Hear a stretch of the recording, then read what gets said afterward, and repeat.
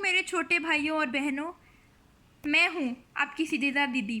तो कल जैसे मैंने आपको सिखाया था किस प्रकार से आप अपनी ओए कॉम्प्रिहेंशन कर सकते हैं, आज मैं आपको सिखाऊंगी कैसे आप अपने मुहावरे और वाक्य पूर्ति में पूरे अंक ला सकते हैं। तो सबसे पहले जो आपको वर्ड दिए गए हैं, चलिए हम देखते हैं उन वर्ड्स को। जैसे मीठा दिया गया है, मीठा के साथ क्या जमता है? खट्टा। तो इस तरीके से खट्टा मीठा हो गया। खट्टा मीठा मतलब स्वीट एंड सावर। अब देखते हैं दूसरा, आम। आम के साथ क्या जाता है? गुठली। तो आम के आम, गुठलियों का दाम। इसका मतलब हुआ to kill two birds with one stone. आपे। आपे के साथ क्या जाता है? आपे के बाहर मतलब बहुत गुस्सा हो जाना। हाथ।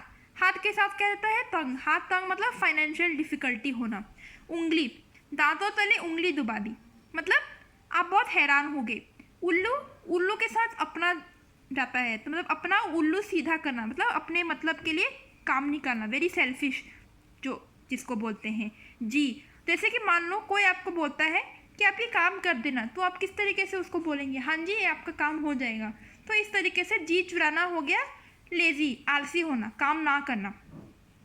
दुकान। दुकान में आप सामान बेचते हैं, आप लोगों को सामान, आप चाहते हैं कि लोग आपके सामान खरीदें, तो आप क्या करेंगे? आप उसके एडवर्टाइजमेंट करेंगे। ठीक उसी प्रकार एडवर्टीजमेंट में भी कुछ फॉल्ट होता है, माय राइट?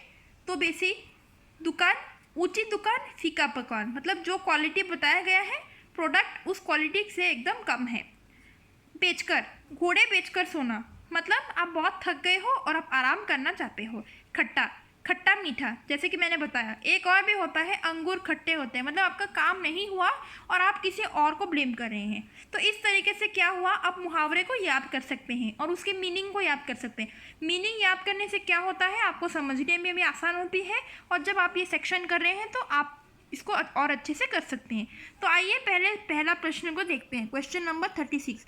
जब भी आप मुहावरे करेंगे सबसे पहले पूरे क्वेश्चन को पढ़िए, उसके बाद जो वर्ड दिए गए हैं उस हिसाब से आप मैच करिए। जो मैंने टेक्निक आपको बताया, जैसे ये वर्ड से आपने मुहावरे याद किया, फिर देखिए कि सेंटेंस में कौन सा वर्ड दिया गया है उसके साथ मैचिंग कीजिए और आपका मुहावरे कंप्लीट हो जाएगा। एक और बात का ध्यान रखिए, कभी कभी आप जो वर्ड आपको दिया गया है आपको उसका वर्ड फॉर्म चेंज करके सेंटेंस के अनुसार लिखना है, क्योंकि अगर ग्रामेटिकल मिस्टेक हुआ तो उसमें एक नंबर कट जाता है। ध्यान रखिएगा इस बात का। चलिए हम क्वेश्चन 36 को पढ़ते हैं। जीवन में सभी चीज़ें समय पर ही मिलती हैं, हमें थोड़ा सब्र रखना चाहिए क्योंकि सब्र का फल डैश होता है। तो सब्र का फल, फल क्या होता है? मीठा होता है। तो इसका आंसर हुआ सब्र का फल मीठा होता है मतलब पेशेंस इसकी रिवॉर्डिंग। आप इसका मीनिंग अपने बुक में लिख सकते हैं।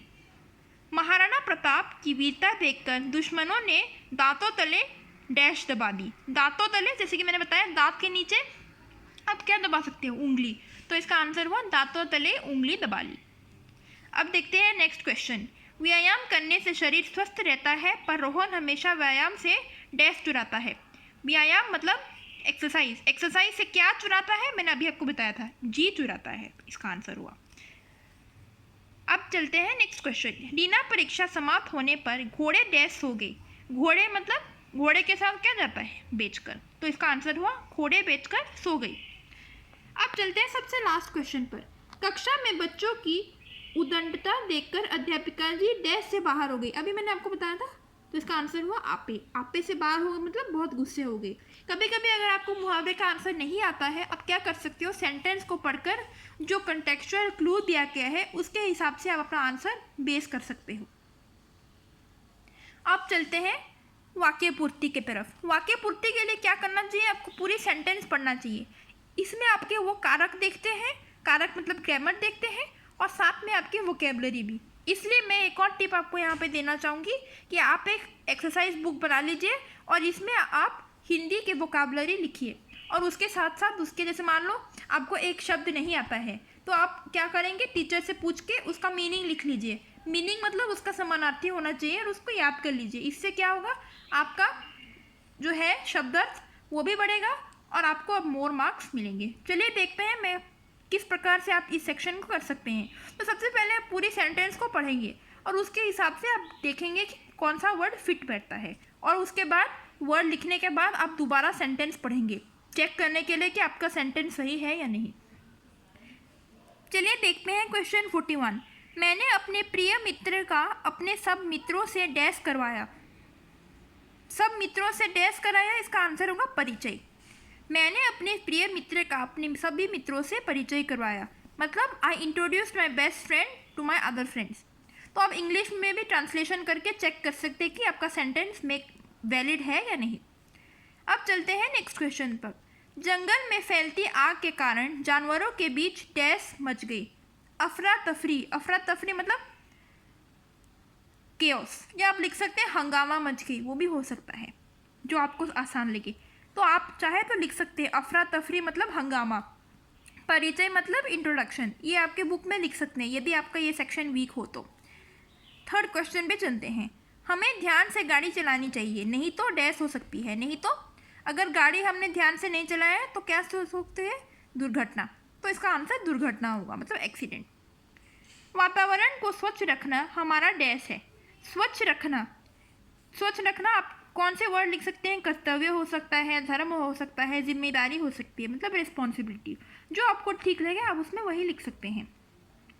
सभी मनुष्यों के मन में डैश की भावना होनी चाहिए, दया की भावना होनी चाहिए। तो कभी कभी देखिए कि मतलब इसके आगे फेमिनाइन वर्ड लगनी चाहिए, तो दया इसका आंसर होगा।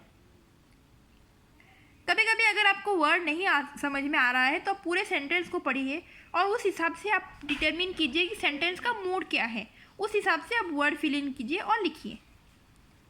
आई होप आपको जो मैंने आज टिप्स दिए वो आपके काम आए, और आप मेरे वीडियो को लाइक कीजिएगा, सब्सक्राइब कीजिएगा और कमेंट सेक्शन में ज़रूर बताइएगा कि आपका मुहावरे प्रैक्टिस और वाक्य पूर्ति प्रैक्टिस कैसा गया।